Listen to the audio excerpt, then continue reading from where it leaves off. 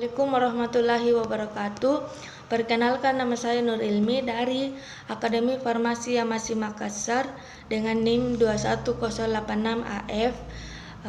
Di sini saya akan membawakan materi tentang biokimia darah yang dipandu oleh dosen Bapak Maulana Zulkarnain Imansyah Esfaram Embiomed. Baik, langsung saja kita ke materi. Komponen darah. Komponen darah terdiri dari darah manusia mempunyai berat sekitar 8% dari berat tubuh manusia. Selanjutnya, fungsi darah sebagai alat transportasi mempertahankan lingkungan dalam tubuh seperti menjaga kesetimbangan asam basa dan pertahanan tubuh terhadap zat-zat asing. Darah terdiri dari komponen cair dan zat padat, dan komponen seluler terdiri dari eritrosit, leukosit, dan trombosit. Bila darah membeku akan terpisah menjadi dua bagian. Pertama, bagian bawah yang membeku terdiri dari fibrin atau fibrinogen dan komponen seluler yang terikat di dalamnya. Yang kedua itu bagian cair berupa serum yang berwarna kuning muda. Selanjutnya, bila darah ditambahkan antikoagulan akan mengikat Ca+2, lalu disentrifusi juga akan terpisah dua bagian. Bagian pertama itu endapan terdiri dari komponen seluler, bagian kedua itu lapisan supernatan yaitu plasma. Jadi dapat disimpulkan bahwa serum adalah plasma yang telah kehilangan fibrinogen dan faktor bekuan atau gumpalan darah lainnya. Bisa kita lihat gambar di samping. Komponen seluler terdiri dari eritrosit, leukosit, sama trombosit seperti gambar yang di samping ya. Selanjutnya, pembekuan atau penggumpalan darah.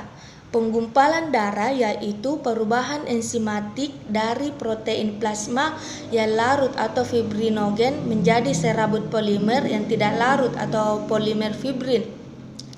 Penggumpalan darah dapat terjadi melalui dua jalur, yaitu melalui luka jaringan atau jalur ekstravaskuler.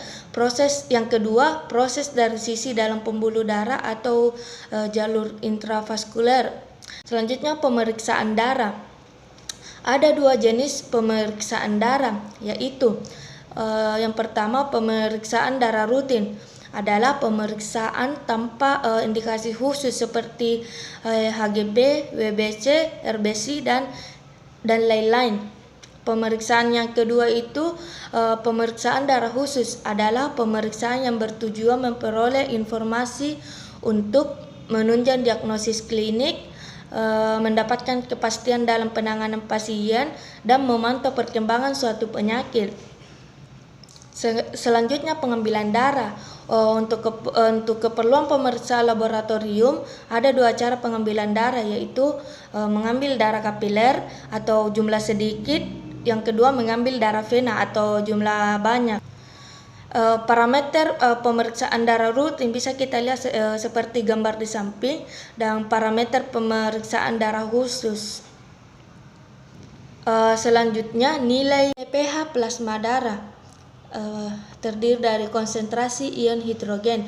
Konsentrasi ion hidrogen dalam plasma sekitar 40 nm yang sesuai dengan nilai pH sebesar 7,40.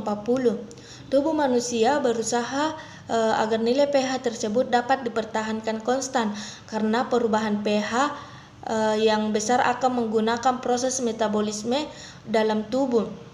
Yang berfungsi agar nilai pH tetap konstan adalah sistem Dapar atau buffer yang berasal dari kesetimbangan CO2 dan ion bikarbonat. Penurunan pH darah lebih dari 0,03 unit dikenal sebagai asidosis, dan kenaikan lebih dari 0,3 unit dikenal sebagai alkalosis. Selanjutnya yaitu kesetimbangan asam basa. Pada umumnya, ion hidrogen atau proton berasal dari dua sumber, yaitu asam bebas dari bahan makanan dan asam amino yang mengandung sulfur dari protein. Asam bebas dari bahan makanan, misalnya asam sitrat atau asam cuka, melepaskan proton di dalam saluran usus, melepaskan proton di dalam saluran usus melalui disosiasi. Asam amino mengandung sulfur yang dibebaskan pada pemecahan protein, sangat penting untuk kesetimbangan proton. Atom sulfurnya akan diuraikan atau oksidasi dalam hati menjadi asam belerang dan menghasilkan proton melalui disosiasi menjadi sulfat. Itulah tadi materi tentang biokimia darah.